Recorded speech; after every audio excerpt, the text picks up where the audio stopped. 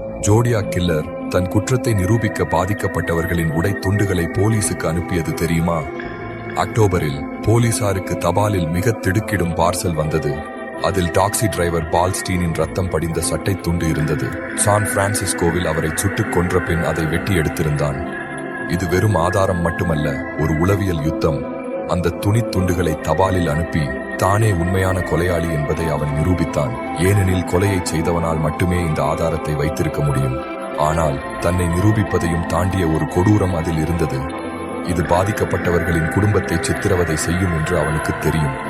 ஒவ்வொரு பார்சலும் அவர்கள் இழந்த உறவுகளை வலிக்குமாறு நினைவூட்டின ஆதாரங்களை வைத்து அவன் ஏளனம் செய்வதை அறிந்தும் போலீசாரால் ஒன்றும் செய்ய முடியவில்லை. இவை எதேச்சையானவை அல்ல, அதிகபட்ச வலியை தருவதற்காக திட்டமிட்டு செய்யப்பட்டவை. மனிதத்தன்மையற்ற, ஈவு இரக்கமில்லாத ஒரு அரக்கன் அவன் என்பதை இது தெளிவாக காட்டியது. அவன் இந்த கொலைகளை ஒரு வக்கிரமான பூனை எலி விளையாட்டாக மாற்றியிருந்தான்.